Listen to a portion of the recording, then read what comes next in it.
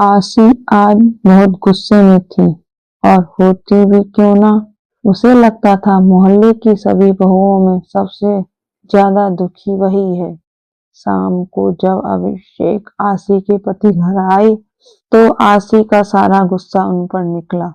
आशी ने कहा, सारे घर का काम मुझे ही करना पड़ता है। अब सामने वाले पड़ोसी शर्मा अंकल की बहू को देखो, वह तो कभी नहीं निकलती बाहर, उसे तो कभी भी बाहर जाते हुए भी नहीं देखा है। और एक मैं जो दिन भर घर के कामों से स्कूटी लेकर बाजारों में घूमती रहती हूँ और आकर फिर घर का काम करो, खाना बनाओ और तो और बच्चों की सारी जिम्मेदारी भी मेरे ऊपर है। आपसे तो इतना भी नहीं होता है कि बच्चों की स्कूल की डायरी भी चेक कर लें, वह भी मुझे ही करनी है।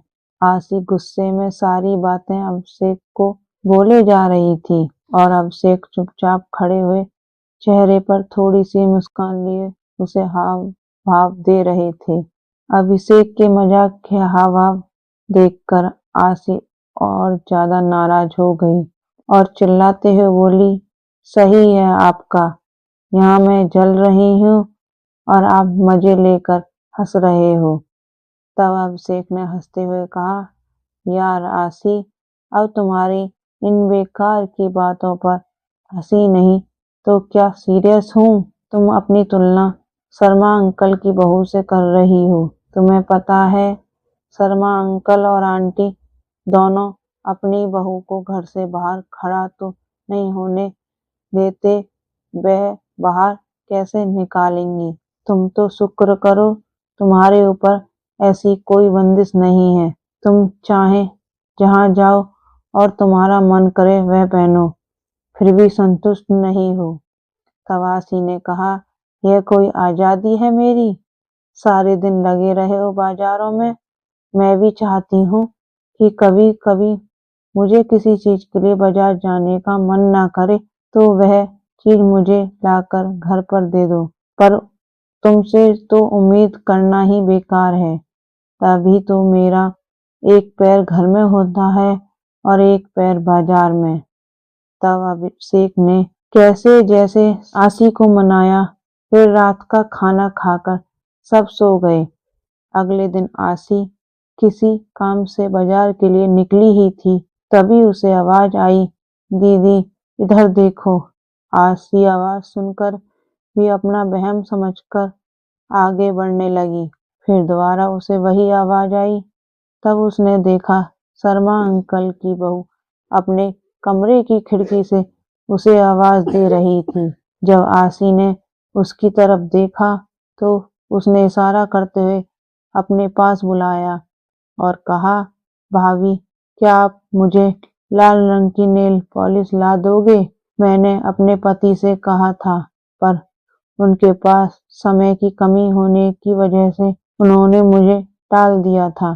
कहा कभी और बाद में ला दूंगा। तवासी ने कहा, अरे तो ऐसा करो, तुम चलो ना मेरे साथ, तुम बाजार भी घूम आओगी और तुम्हें जो भी सामान चाहिए वह ले लेना और साथ में अपन दोनों गोलगप्पे खाएंगे। इतना सुनते ही शर्मा अंकल की बहू की आंखों में आंसू आ गए और बोली, दीदी मेरी किस्मत आपकी जैसी नहीं है। मैं अपनी पसंद से कुछ भी नहीं खरीद सकती हूँ। जो भी कुछ घर वाले अपनी पसंद से लाकर देते हैं वही पहन लेती हूँ। मैं बहू हूँ ना, तो यह लोग मुझे कहते हैं, बहू तुम चार दीवारी में ही रहो, तभी हमारे घर की शोभा है। आज के जमाने में भी मेरी सास मुझे घर से बाहर जाने नहीं देती है और ना ही पड़ोस में किसी से बात करने देती है। तभी पीछे से आवाज आई, बहू, और वह अपनी अधूरी बातों को बिना पूरा करे ही अंदर चली गई। और उसके अंदर जाने के बाद आशी यह सोचने पर मजबूर हो गई कि किस्मत किसकी खराब निकली, मेरी कि मुझे अपने घर और बाहर दोनों का काम संभालना पड़ता है, या शर्मा अंकल की बहू की जो अपने घर के बाहर भी खड़ी भी नहीं हो सकती। आशी सोचने लगी कि मैं तो हमेशा यही सोचती थी कि शर्मा अंकल की बहू के तो ऐश हैं, उसे घर पर बैठे बिठाए हर सामान मिल जाता है। पर आज वह अपनी किस्मत को सराह रही थी, क्योंकि चाहे काम के बहाने ही सही वह घर से बाहर निकल तो सकती है, जिससे चाहे उससे बात कर सकती है, अपनी पसंद का कुछ भी खरीद सकती है।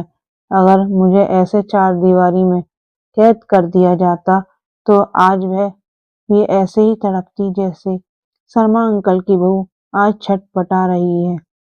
आज आशी को समझ आ गया था कि जैसा हमें दूर से दिखाई देता है, सच्चाई में अक्सर ऐसा होता नहीं है।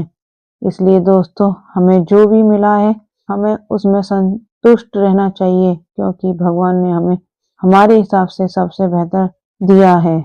आपको मेरी हिंदी कहानी कैसी लगी जरूर बताइएगा।